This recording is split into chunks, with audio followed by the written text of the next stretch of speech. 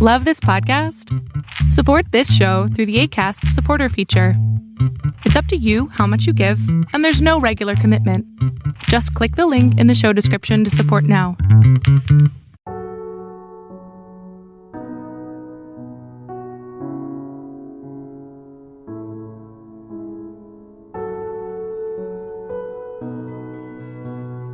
Welcome to the Serial Killer Podcast, the podcast dedicated to serial killers, episode 134. Who they were, what they did, and how. I am your Norwegian host, Thomas Rosseland Viborg Thun. Last episode I left you just as Robert Hansen was getting his teeth wet in New York and the East Coast, using the services of prostitutes. I believe, dear listener, that the background of serial killers is absolutely essential if we are to understand the darkness they dwell in. Tonight, I therefore consult academia and the professionals to gain a deeper understanding of what made Robert Hansen end up as the Butcher Baker. Enjoy. As always, I want to publicly thank my elite TSK Producers Club. This club includes 23 dignified members of exquisite taste, and their names are Anne, Anthony, Cassandra, Christy, Colleen, Corbin, Evan, Fawn, James, Jennifer, Jesse, Julie, Kathy, Kylie, Lisa, Lisbeth, Mark, Mickey, Russell, Samira, Skortnia, William, and Zasha. You are the backbone of the Serial Killer Podcast, and without you, there would be no show. You have my deepest gratitude. Thank you. If you want to donate to the show, you can easily do so at patreon.com/The Serial Killer Podcast. You can choose from many different tiers, ranging from $1 to as much as you would like. Bonus episode access starts at $10, while the TSK Producers Club starts at $15. In addition to the new bonus episode, there is now a brand new feature published as I am writing this episode. It is an exclusive AMA Ask Me Anything on Patreon, where all my Patreonies that have pledged $5 or more can participate. Comment on the AMA post on patreon.com/The Serial Killer Podcast, and I promise to answer any question. So, don't miss out and join now.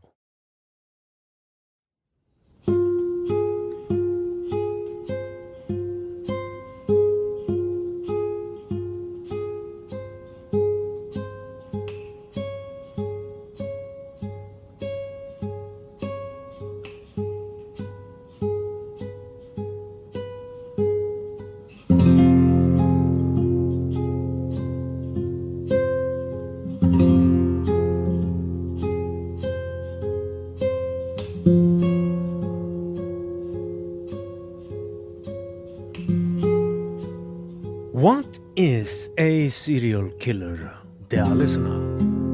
I have briefly touched upon the question regarding defining what I mean when I say serial killer in earlier episodes, but I have not devoted much time to it.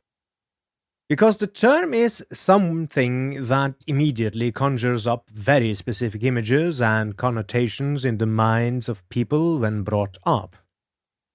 And yet, serial killers are very varied. Some kill a lot of people, some kill only a couple. Some kill only men, some kill only women, some only children. Some strangle their victims to death, others shoot them. Others again use a variety of killing instruments. They come in all creeds and all shapes and colors from all the populated continents on Earth. And yet, especially here in the West, the typical image conjured up when talking about serial killers is that of the charming male psychopath, the Ted Bundy variety. The ones who prey upon women, often killing while inflicting as much suffering as they can, reveling in the pain they cause. The term serial killer, if looked at simply as someone who kills more than one person over a period of time, can encompass too wide a group of criminals. A gang member in the inner city of Philadelphia who kills a rival gang member by stabbing him in the throat one week and a year later kills another in a drive-by shooting is by such a definition a serial killer. But you, dear listener, knows as well as I that those killers are not the ones I dedicate much time on here on the Serial Killer Podcast.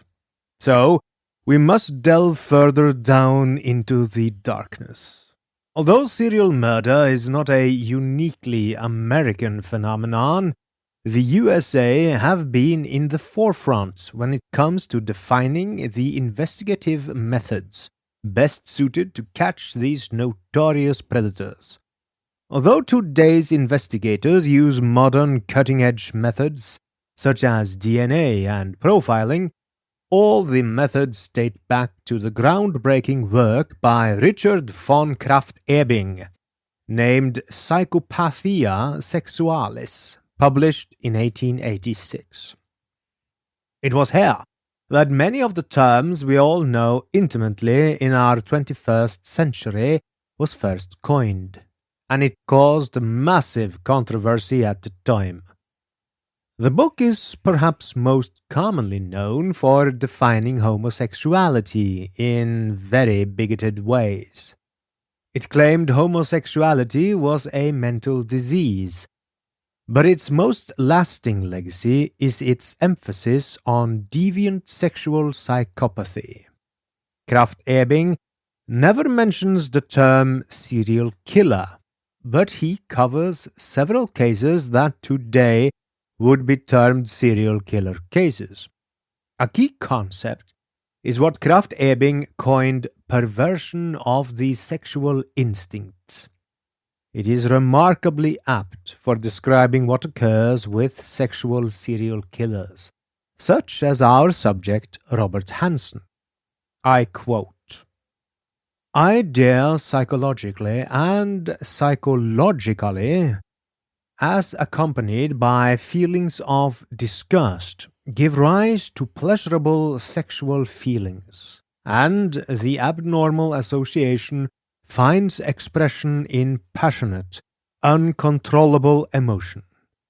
The practical results are perverse acts. This is more easily the case if the pleasurable feelings increased to passionate intensity inhibit any opposing ideas with corresponding feelings of disgust, or the influence of such opposing concepts may be impossible on account of the absence or loss of all ideas of morality, aesthetics, and law.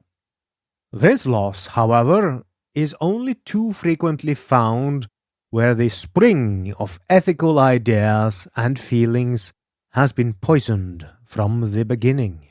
End quote. To put this in more modern English, sexual psychopaths are more likely to become such if they are abused or experience deviant trauma in their childhood. Robert Hansen was, as is so common with many serial killers, severely bullied in school and was humiliated and shunned by girls due to his speech impediment and unattractive features. Combined with this was an extremely strict upbringing in a deeply fundamentalist religious household where any talk or mere hint of sexuality would result in physical punishment. As I've stated several times, not all psychopaths are serial killers, but most serial killers are psychopaths. Robert Hansen, a bona fide psychopath, could perhaps have ended up living a seemingly normal life devoid of crime if he had not experienced trauma and abuse as a child and youth. but he did, and the results were devastating.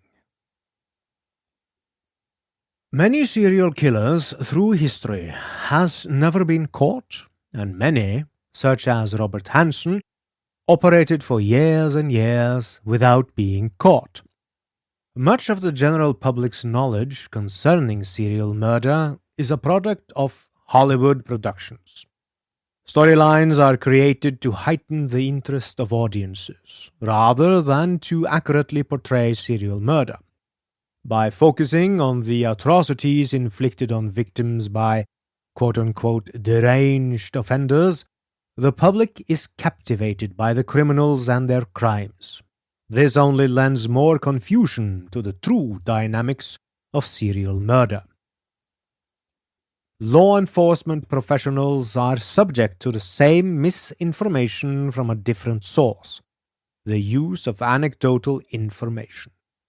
Professionals involved in serial murder cases, such as investigators, prosecutors, and pathologists, may have limited exposure to serial murder.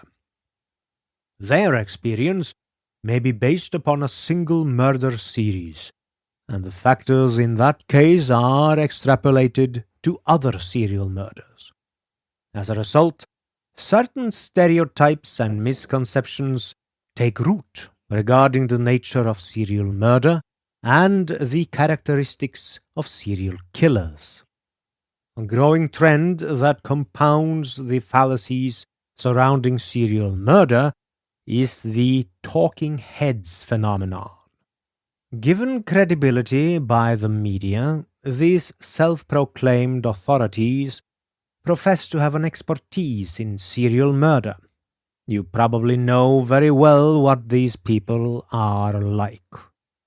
On network television, such as CNN, they are relentlessly touted as quote-unquote experts, and they prattle on and on about the motive for the murder and the characteristics of the possible offender, without being privy to any of the facts of the investigation. Unfortunately, inappropriate comments may perpetuate misperceptions concerning serial murder and impair law enforcement's investigative efforts. The FBI have, based on their vast experience over the years dedicated to catching serial killers, created a very interesting list of typical myths that serve as obstacles when investigating serial murder. These 7 serial killer myths are as follows. Myth 1. Serial killers are all dysfunctional loners. The majority of serial killers are not reclusive social misfits who live alone. They are not monsters and may not appear strange. Many serial killers hide in plain sight within their communities. Serial murderers often have families and homes, are gainfully employed, and appear to be normal members of the community. Because many serial murderers can blend in so effortlessly, they are oftentimes overlooked by law enforcement and the public. Robert Yates killed 17 prostitutes in the Spokane, Washington area during the 1990s. He was married with 5 children, lived in a middle-class neighborhood, and was a decorated U.S. Army National Guard helicopter pilot. During the time period of the murders, Yates routinely patronized prostitutes, and several of his victims knew each other. Yates buried one of his victims in his yard, beneath his bedroom window. Remember to stay tuned to this podcast for a dedicated expose of his life and crimes. The Green River Killer, Gary Ridgway, confessed to killing 48 women and is suspected to have killed as many as 79 over a 20-year time period in the Seattle, Washington area. He had been married 3 times and was still married at the time of his arrest. He was employed as a truck painter for 32 years. He attended church regularly read the Bible at home and at work, and talked about religion with co-workers. Ridgway also frequently picked up prostitutes and had sex with them throughout the time period in which he was killing. Ridgway too will be covered on this podcast, rest assured. The BTK killer, one of the first serial killers covered on this podcast, Dennis Rader, killed 10 victims in and around Wichita, Kansas. He sent 16 written communications to the news media over a 30-year period, taunting the police and the public. He was married with 2 children, was a Boy Scout leader, served honorably in the U.S. Air Force, was employed as a local government official, and was president of his church. Myth 2. Serial killers are all white males. Contrary to popular belief, serial killers span all racial groups. There are white, African American, Hispanic, and Asian serial killers. The racial diversification of serial killers generally mirrors that of the overall world population. Charles Ng, as you might recall from a previous episode, was a native of Hong Kong, China. He killed numerous victims in Northern California in concert with Robert Lake. Derek Todd Lee, an African American, killed at least 6 women in Baton Rouge, Louisiana. Carl Eugene Watts, an African American, killed 5 victims in Michigan, fled the state to avoid detection, and murdered another 12 victims in Texas before being apprehended. Rafael Resendez Ramirez, a native of Mexico, murdered 9 people in Kentucky, Texas, and Illinois before turning himself in. Rory Cond, a Colombian native, was responsible for 6 prostitute homicides in the Miami, Florida area. Myth 3. Serial killers are only motivated by sex. All serial murderers are not sexually based. There are many other motivations for serial murders, including anger, thrill, financial gain, and attention-seeking. In the Washington, D.C. area serial sniper case, John Allen Muhammad, a former U.S. Army Staff Sergeant, and Lee Boyd Malvo killed primarily for anger and thrill motivations. They were able to terrorize the greater Washington, D.C. metro area for 3 weeks, shooting 13 victims, killing 10 of them. They communicated with the police by leaving notes, and they attempted to extort money to stop the shootings. They are suspected in a number of other shootings in 7 other states.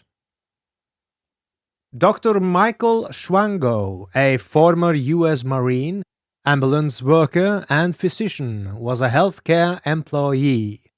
He was convicted of only 4 murders in New York and Ohio, although he is suspected of having poisoned and killed 35 to 50 people throughout the United States and on the continent of Africa. Swango's motivation for the killings was intrinsic and never fully identified. Interestingly, Swango kept a scrapbook filled with newspaper and magazine clippings about natural disasters in which many people were killed. Paul Reed killed at least 7 people during fast food restaurant robberies in Tennessee. After gaining control of the victims, he either stabbed or shot them. The motivation for the murder was primarily witness elimination. Reed's purpose in committing the robberies was financial gain, and some of the ill-gotten gains were used to purchase a car. Myth 4. All serial murderers travel and operate interstate. Most serial killers have very defined geographic areas of operation.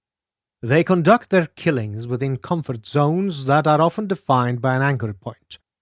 By anchor point, I mean place of residence, employment, or residence of a relative. Serial murderers will, at times, spiral their activities outside of their comfort zone when their confidence has grown through experience or to avoid detection. Very few serial murderers travel interstate to kill. The few serial killers who do travel interstate to kill fall into a few categories: itinerant individuals who move from place to place, homeless individuals who are transients, individuals whose employment lends itself to interstate or transnational travel, such as truck drivers or those in military service. The difference between these types of offenders and other serial murderers is the nature of their traveling lifestyle, which provides them with many zones of comfort in which to operate. Myth 5. Serial killers cannot stop killing. It has been widely believed that once serial killers start killing, they cannot stop. There are, however, some serial killers who stop murdering altogether before being caught. In these instances, there are events or circumstances in offenders' lives that inhibit them from pursuing more victims. These can include increased participation in family activities, sexual substitution, and other diversions. BTK killer Dennis Rader murdered 10 victims, as I previously said. He did not kill any other victims prior to being captured in 2005 that we know about. During interviews conducted by law enforcement, Rader admitted to engaging in autoerotic activities as a substitute for his killings. Jeffrey Gorton killed his first victim in 1986 and his next victim in 1991. He did not kill another victim and was captured in 2002. Gordon engaged in cross-dressing and masturbatory activities as well as consensual sex with his wife in the interim. Myth 6. All serial killers are insane or evil geniuses. Another myth that exists is that serial killers have either a debilitating mental condition or they are extremely clever and intelligent. As a group, serial killers suffer from a variety of personality disorders, including psychopathy, antisocial personality disorder, and others. Most, however, are not adjudicated as insane under the law. The media has created a number of fictional serial killer geniuses who outsmart law enforcement at every turn. Like other populations, however, serial killers range in intelligence from borderline to above average levels. Myth 7. Serial killers want to get caught. Offenders committing a crime for the first time are inexperienced. They gain experience and confidence with each new offense, eventually succeeding with few mistakes or problems. While most serial killers plan their offenses more thoroughly than other criminals, the learning curve is still very steep. They must select, target, approach, control, and dispose of their victims. The logistics involved in committing a murder and disposing of the body can become very complex, especially when there are multiple sites involved. As serial killers continue to offend without being captured, they can become empowered, feeling they will never be identified. As the series continues, the killers may begin to take shortcuts when committing their crimes. This often causes the killers to take more chances, leading to identification by law enforcement. It is not that serial killers want to get caught. They feel that they can't get caught. So, let us thus look at how Robert Hansen fits in with these 7 serial killer myths. The reason Hansen is such a serial killer superstar is perhaps because he fits several of the 7 myths quite well. He could be viewed as somewhat of a loner, as he loved hunting on his own in the great Alaskan outdoors and never had a great social life. But he had many hunting buddies and was married not once but twice. He also had 2 children of his own. He was very white and male. He was motivated by sex, although deviant sadistic sex at that. He did not operate outside of Alaska, at least as far as we know. He did indeed seem to be unable to stop killing, not stopping until he got caught. He was not clinically insane, and he was not particularly intelligent. He was crafty, however, and knew very well what to do in order to avoid detection and capture.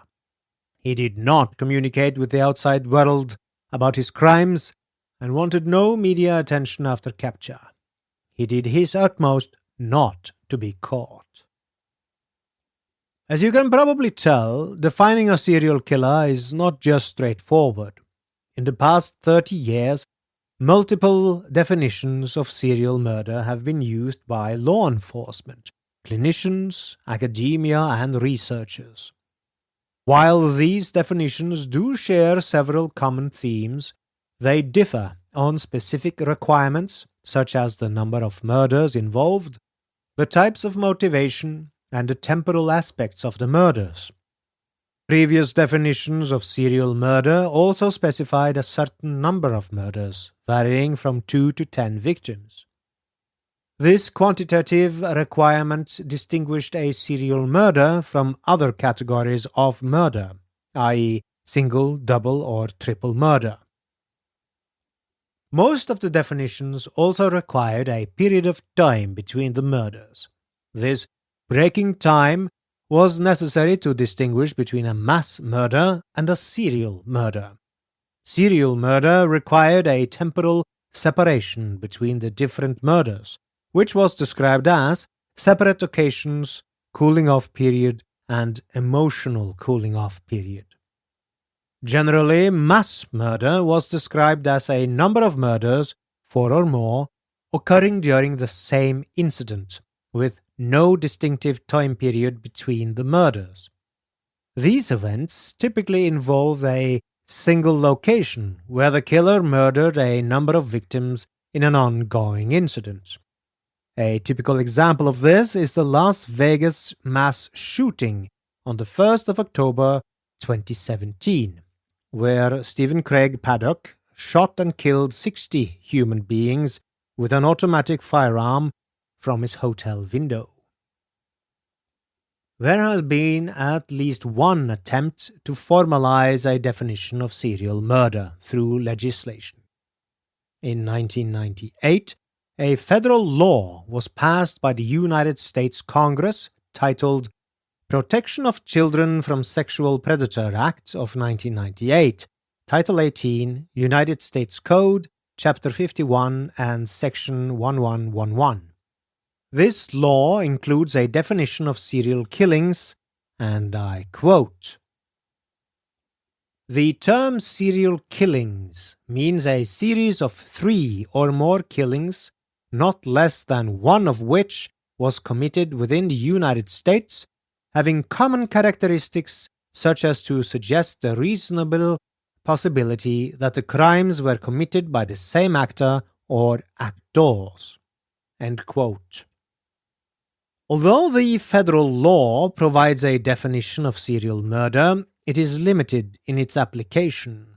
The purpose of this definition was to set forth criteria establishing when the FBI could assist local law enforcement agencies with their investigation of serial murder cases. It was not intended to be a generic definition for serial murder. Also, there is the added complexity of differentiating between spree killers and serial killers.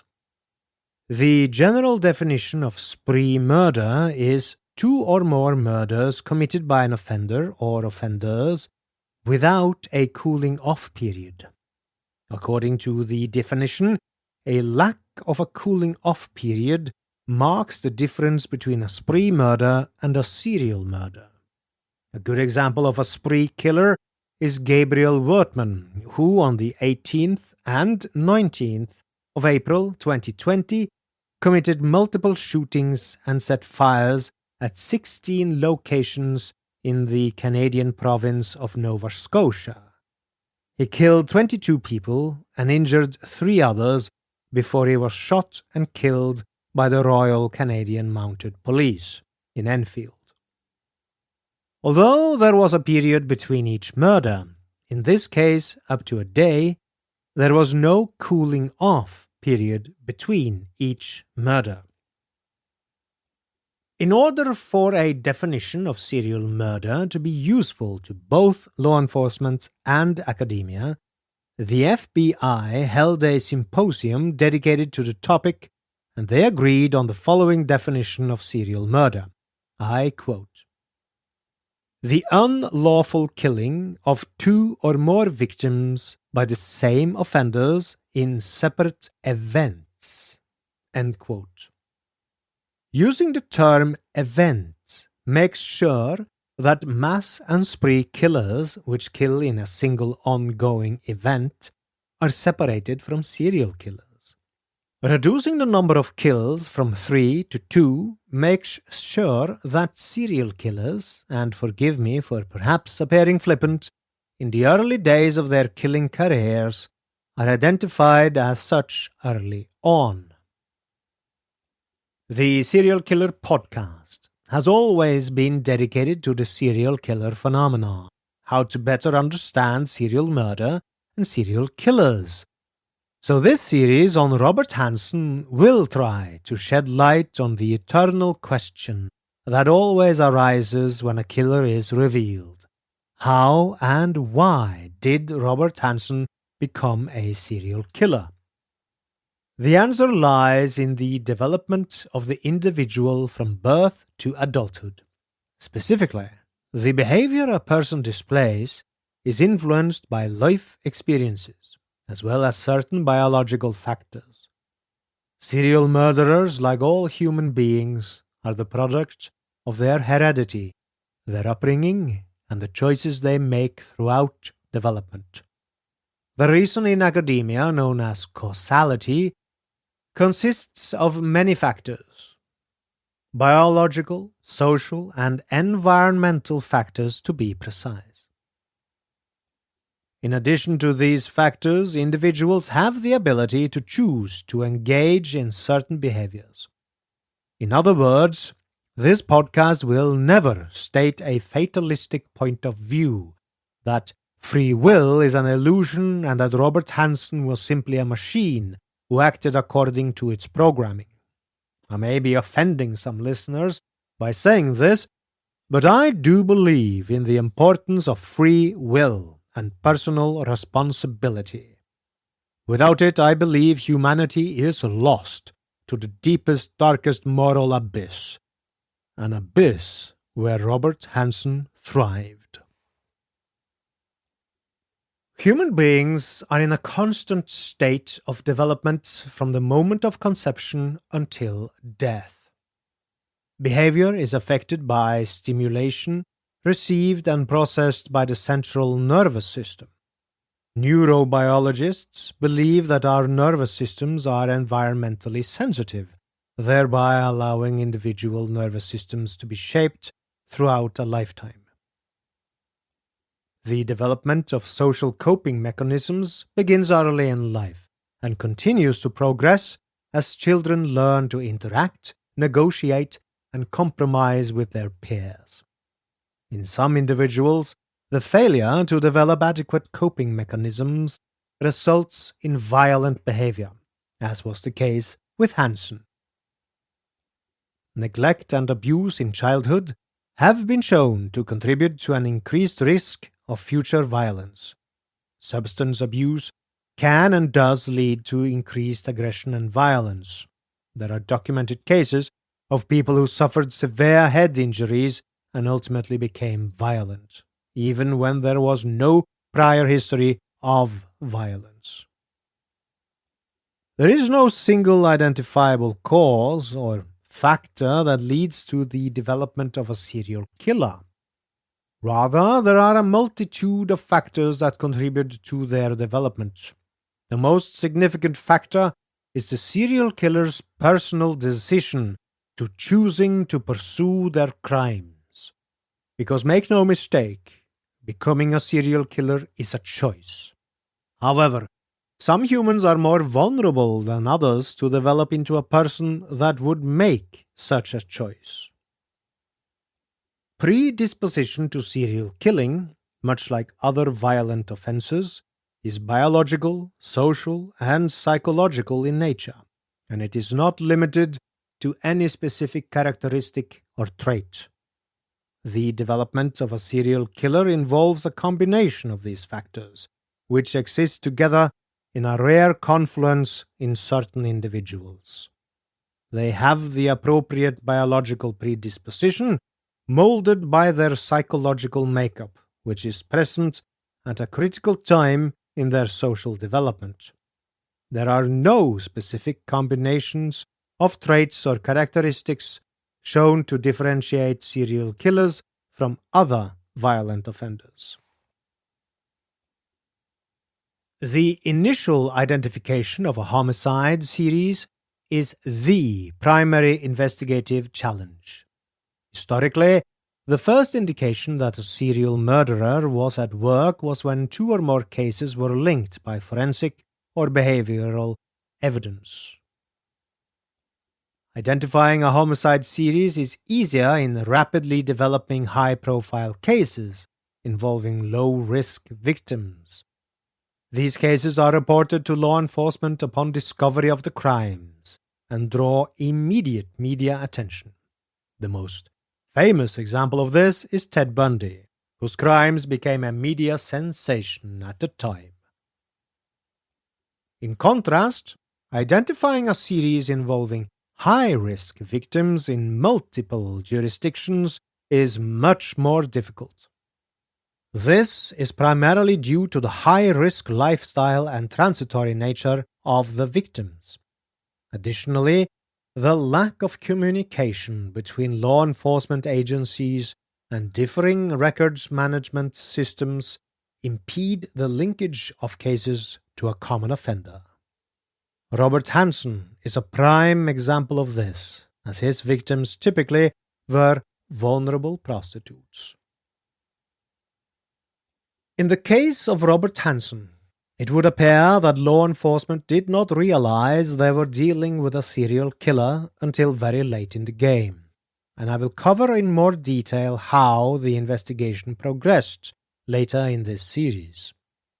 Considering what we have learned so far, especially the importance of causality and its many factors, let us again travel back in time.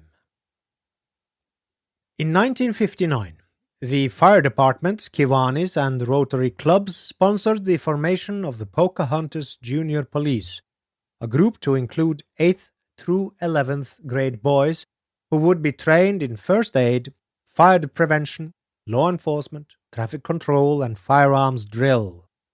On Thursday, the 29th of January, more than 30 youths were told about the program and sworn in.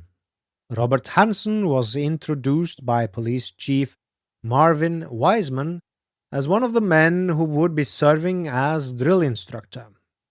The talks, brass belts, and white helmets created expectations for the recruits.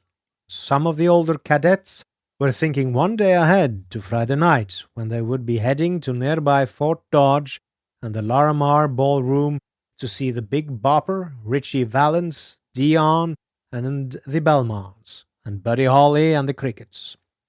Meanwhile, Robert had another new element in his social life. He started dating a girl who'd graduated a year after he did. She was the daughter of the town's chiropractor, a man who had little contact with the community outside of his practice. In fact, his whole family kept to themselves, but they belonged to the same church the Hansens did. Robert's standing in society would improve in other areas as well.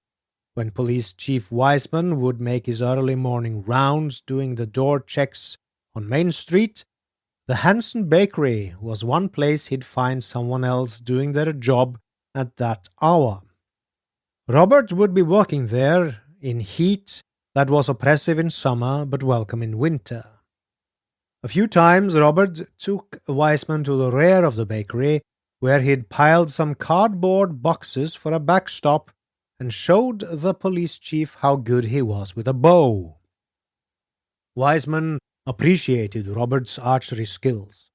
They seemed to fit with the fact that Bob was his best drill instructor for the junior police. Robert's father was for once proud of his boy and decided to ease up on his workload. He decided to hire the son of the jeweler whose shop was a few doors down from the bakery.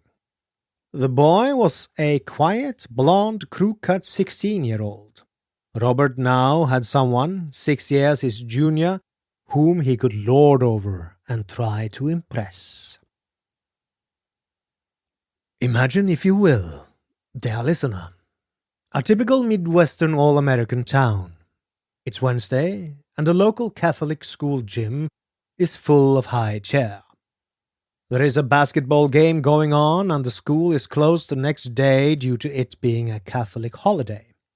The youths in attendance are very happy, and their glee is contagious to the adults also in attendance. Outside, local police chief Marvin Wiseman drive past both the school and a nearby bus garage, which also serves as the garage for the school bus. Considering the school parking lot is brimming with cars due to the basketball game, he makes extra sure no cars are blocking the bus garage's driveway. Then he drives away to the local diner to get his hot coffee and donut. A few minutes after the police chief leaves, the vocational agriculture teacher Ron Walker drove into the driveway and parked between the bus barn and the school. In his office, he put on a pot of coffee for his students and was going to attend his evening class for adults. As the coffee was almost ready, Walker glanced out and saw in the darkening light outside a swirl of grey smoke rising outside his office window. It was a clear evening, so there shouldn't be any fog. Slightly concerned, he decided to go outside to check. There he saw thick smoke flowing out of the bus garage, and a dim, ominous red light through its windows. Within minutes, the local volunteer fire brigade was on the scene, trying to salvage what they could. With the north part of the building engulfed in flames, firemen decided there was still a possibility of saving the buses parked in the south stalls.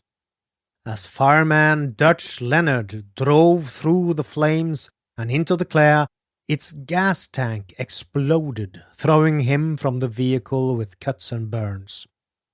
School custodian Earl Joachim saw what happened to Leonard, but he stayed at his task and got into another bus. When he got it out and parked at a safe distance, he leaned on the steering wheel and contemplated the smoke and flames. It gnawed his gut to know they were consuming athletic equipment, desks, stage props from the class plays, tools, and it looked as though several buses would be destroyed. On the south side of the barn, holding one of the hoses directed toward the fire, was volunteer fireman Robert Hansen. No one could see through the dark evening and the smoke and the flames, but he was smiling. Let's be real, dealing with tangled cords can make it harder to do your hair. Break free with the new Unbound Cordless Auto Curler from Conair. Get the curls and waves you want, anytime, anywhere. It's designed to let you experience the power and freedom of beauty in motion. No cords to hold you back. You get your curls and waves your way. Unplug and be unbound. Loose curls, tight curls, beachy waves. The Unbound Cordless Auto Curler makes it easy to get the looks you love. Love your look. Live unbound. Available at conair.com and search Unbound. And with that, we come to the end of part 2 of the saga of Robert Hansen, the Butcher Baker. I hope you enjoyed listening to me telling it to you. Next episode, number 135 in number, will continue on his twilight road into the abyss. So, as they say in the land of radio, stay tuned. Finally, I wish to thank you, dear listener, for listening. If you like this podcast, you can support it by donating on patreon.com/The Serial Killer Podcast, by leaving a review on Apple Podcasts, facebook.com/The SK Podcast, or by posting on the subreddit The SK Podcast. Thank you. Good night and good luck.